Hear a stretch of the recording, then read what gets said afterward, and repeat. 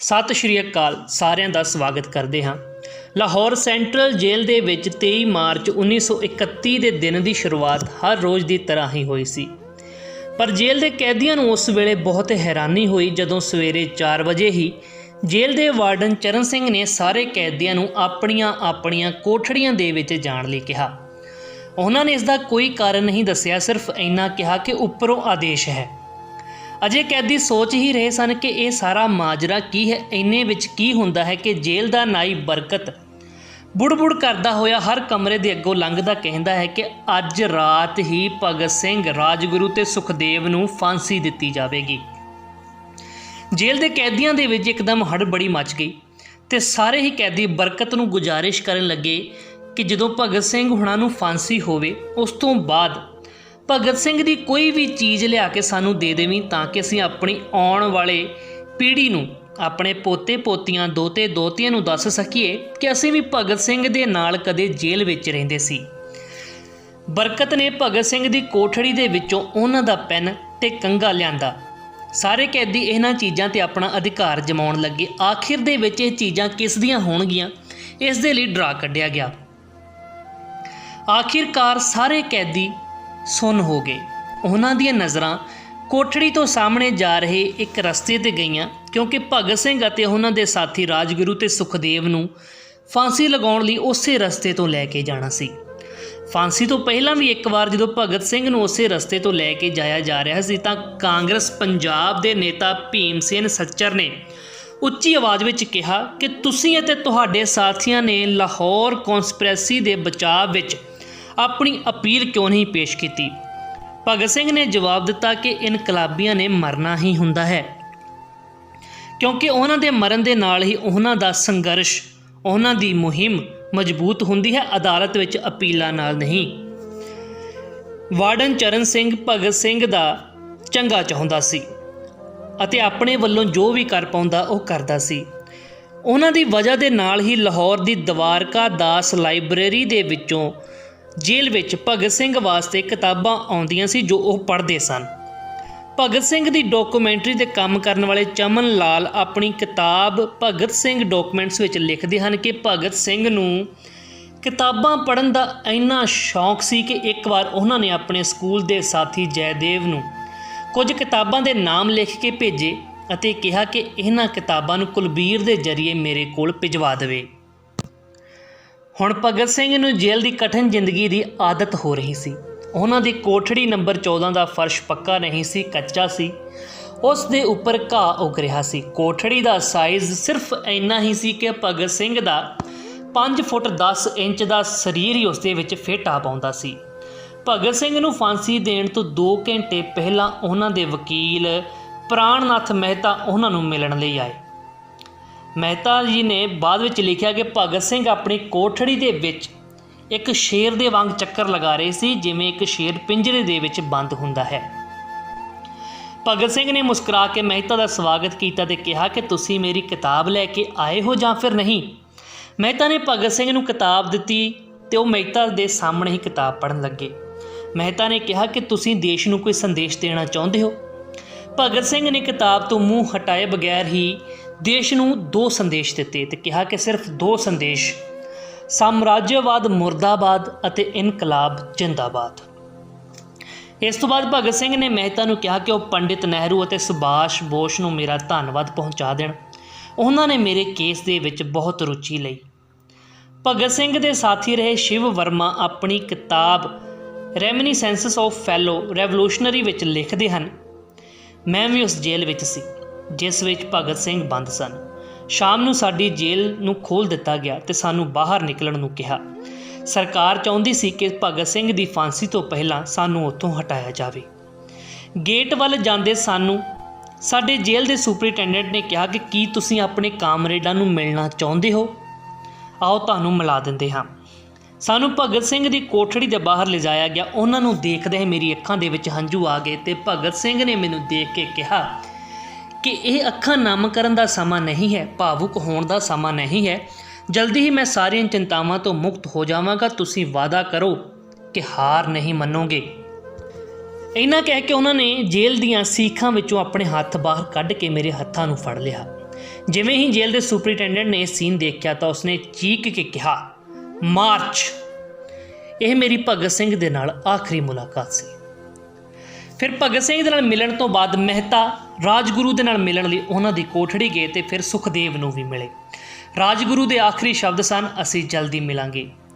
ਸੁਖਦੇਵ ਨੇ ਵੀ ਮਹਿਤਾ ਨੂੰ ਕਿਹਾ ਕਿ ਉਹ ਸਾਡੀ ਫਾਂਸੀ ਤੋਂ ਬਾਅਦ ਜੇਲਰ ਤੋਂ ਉਹ ਕੈਰਮ ਲੈ ਲੈਣ ਜੋ ਉਹਨਾਂ ਨੇ ਕੁਝ ਸਮਾਂ ਪਹਿਲਾਂ ਹੀ ਦਿੱਤਾ ਸੀ। ਮਹਿਤਾ ਦੇ ਜਾਣ ਤੋਂ ਬਾਅਦ ਜੇਲ੍ਹ ਦੇ ਅਧਿਕਾਰੀਆਂ ਨੇ ਤਿੰਨਾਂ ਕ੍ਰਾਂਤੀਕਾਰੀਆਂ ਨੂੰ ਦੱਸ ਦਿੱਤਾ ਕਿ ਉਹਨਾਂ ਨੂੰ ਨਿਯਤ ਸਮੇਂ ਤੋਂ 12 ਘੰਟੇ ਪਹਿਲਾਂ ਹੀ ਫਾਂਸੀ ਦਿੱਤੀ ਜਾ ਰਹੀ ਹੈ। ਅਗਲੇ ਦਿਨ ਸਵੇਰੇ 6 ਵਜੇ ਦੀ ਬਜਾਏ ਉਹਨਾਂ ਨੂੰ ਉਸੇ ਸ਼ਾਮ 7 ਵਜੇ ਫਾਂਸੀ 'ਤੇ ਚੜ੍ਹਾ ਦਿੱਤਾ ਜਾਵੇਗਾ। ਭਗਤ ਸਿੰਘ ਨੇ ਮਹਿਤਾ ਦੇ ਵੱਲੋਂ ਲਿਆਂਦੀ ਕਿਤਾਬ ਨੂੰ ਪੜ੍ਹਦੇ ਕਿਹਾ ਕਿ ਕੀ ਤੁਸੀਂ ਮੈਨੂੰ ਇੱਕ ਅਧਿਆਇ ਵੀ ਪੂਰਾ ਨਹੀਂ ਕਰਨ ਦਿਓਗੇ?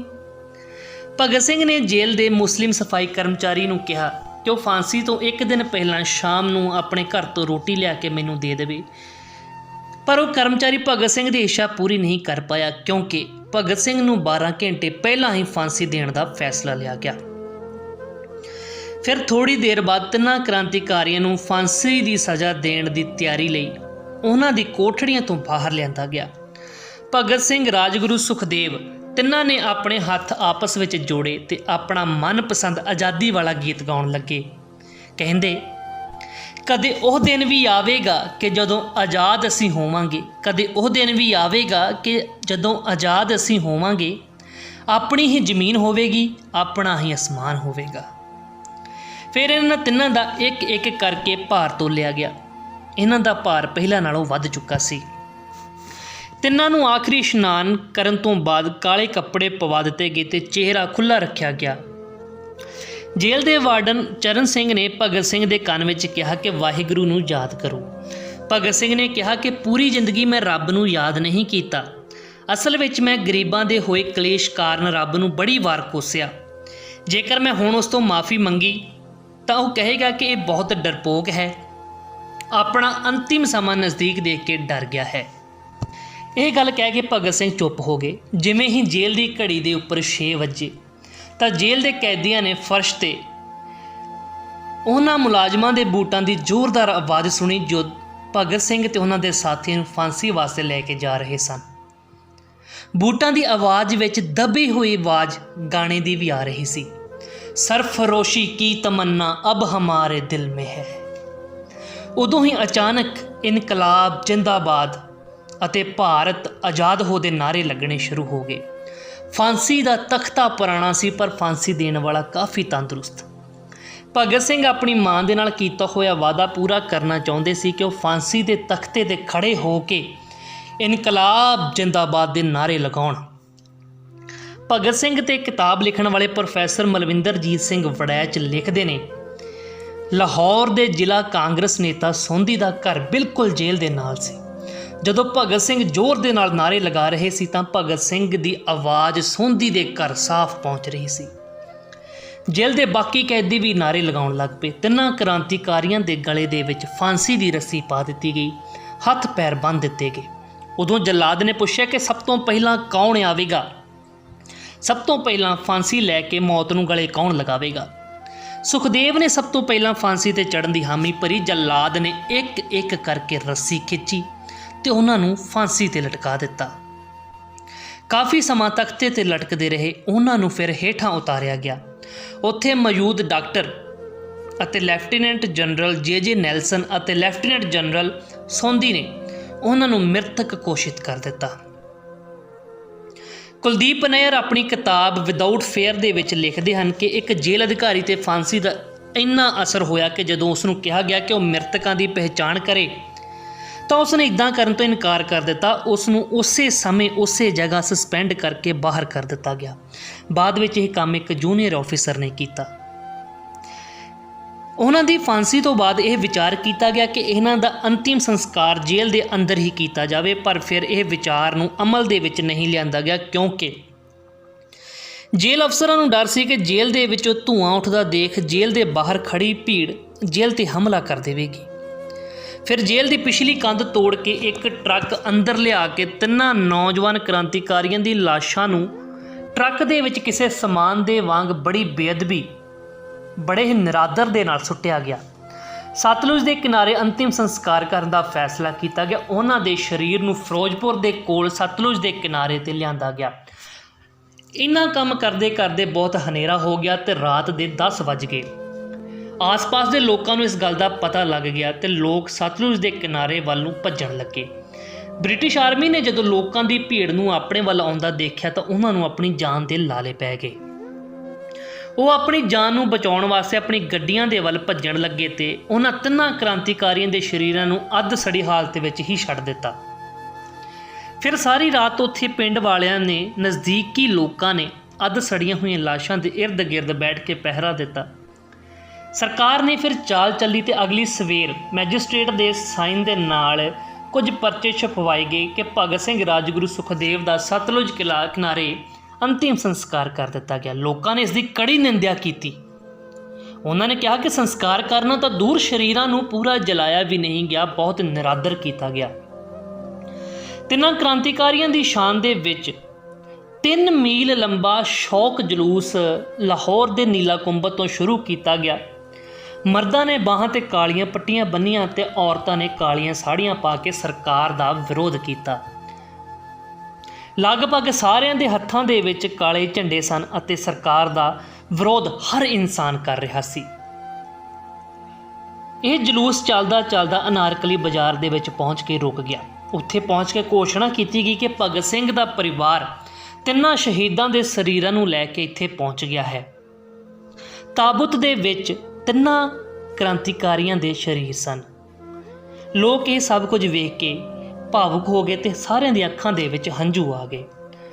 ਦੂਸਰੇ ਪਾਸੇ ਚਰਨ ਸਿੰਘ, ਜੋ ਜੇਲ੍ਹ ਦਾ ਵਾਰਡਨ ਸੀ, ਜਿਸ ਨੇ ਫਾਂਸੀ ਆਪਣੀ ਅੱਖਾਂ ਦੇ ਨਾਲ ਵੇਖੀ, ਫਾਂਸੀ ਤੋਂ ਬਾਅਦ ਆਪਣੇ ਕਮਰੇ ਦੇ ਵਿੱਚ ਬੜੇ ਹੌਲੀ-ਹੌਲੀ ਕਦਮਾਂ ਦੇ ਨਾਲ ਪਹੁੰਚਿਆ ਤੇ ਫੁੱਟ-ਫੁੱਟ ਕੇ ਰੋਣ ਲੱਗ ਪਿਆ।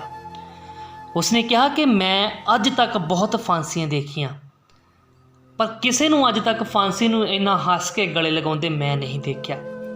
ਉਹ ਇੰਨੀਆਂ ਗੱਲਾਂ ਕਰਦਾ ਹੋਇਆ ਬਹੁਤ ਰੋਇਆ। ਉਸ ਸਮੇਂ ਸ਼ਾਇਦ ਹੀ ਕੋਈ ਅੱਖ ਹੋਵੇਗੀ ਜੋ ਰੋਈ ਨਾ ਹੋਵੇ। ਭਗਤ ਸਿੰਘ ਅਤੇ ਉਹਨਾਂ ਦੇ ਦੋਨਾਂ ਸਾਥੀਆਂ ਦੀ ਕੁਰਬਾਨੀ, ਰਾਜਗੁਰੂ ਤੇ ਸੁਖਦੇਵ ਦੀ ਕੁਰਬਾਨੀ ਠੀਕ 16 ਸਾਲ ਬਾਅਦ 1947 ਦੇ ਵਿੱਚ ਬ੍ਰਿਟਿਸ਼ ਸਾਮਰਾਜ ਦਾ ਅੰਤ ਦਾ ਇੱਕ ਵਿਸ਼ੇਸ਼ ਕਾਰਨ ਵੀ ਬਣੀ ਅਤੇ ਭਾਰਤ ਦੀ ਜ਼ਮੀਨ ਤੋਂ ਸਾਰੇ ਬ੍ਰਿਟਿਸ਼ ਵਾਪਸ ਆਪਣੇ ਦੇਸ਼ ਨੂੰ ਚਲੇ ਗਏ। ਭਾਰਤ ਨੂੰ ਆਜ਼ਾਦੀ ਮਿਲ ਗਈ। ਬੇਸ਼ੱਕ ਉਸ ਵੇਲੇ ਭਗਤ ਸਿੰਘ ਜਿਉਂਦੇ ਨਹੀਂ ਸਨ, ਪਰ ਉਹਨਾਂ ਦੀ ਕੁਰਬਾਨੀ, ਉਹਨਾਂ ਦੇ ਸਾਥੀਆਂ ਦੀ ਕੁਰਬਾਨੀ ਦੇਸ਼ ਨੂੰ ਆਜ਼ਾਦ ਕਰਵਾਉਣ ਦੇ ਵਿੱਚ ਬਹੁਤ ਵੱਡਾ ਯੋਗਦਾਨ ਰੱਖਦੀ ਹੈ। ਭਗਤ ਸਿੰਘ ਦੇ ਜੀਵਨ ਤੋਂ ਸਿੱਖਣ ਨੂੰ ਮਿਲਦਾ ਹੈ ਕਿ ਕ੍ਰਾਂਤੀਕਾਰੀ ਦੀ ਮਿਸਾਲ ਆਪਣੇ ਅੰਦਰ ਜਗਾਉਣੀ ਹੀ ਪੈਂਦੀ ਹੈ ਜੇਕਰ ਅਸੀਂ ਬਦਲਾਵ ਚਾਹੁੰਦੇ ਹਾਂ। ਭਗਤ ਸਿੰਘ ਦੇ ਜੀਵਨ ਤੋਂ ਸਾਨੂੰ ਹੋਰ ਵੀ ਬਹੁਤ ਕੁਝ ਸਿੱਖਣ ਨੂੰ ਮਿਲਦਾ ਹੈ। ਤੁਹਾਨੂੰ ਸਾਰਿਆਂ ਨੂੰ ਭਗਤ ਸਿੰਘ ਦੇ ਜੀਵਨ ਤੋਂ ਕੀ ਲੱਗਦਾ ਹੈ, ਕੀ ਸੋਚਦੇ ਹੋ, ਕਮੈਂਟ ਕਰਕੇ ਜ਼ਰੂਰ ਦੱਸਣਾ। ਨਾਲ ਹੀ ਚੈਨਲ ਸਬਸਕ੍ਰਾਈਬ ਕਰਨਾ। ਧੰਨਵਾਦ।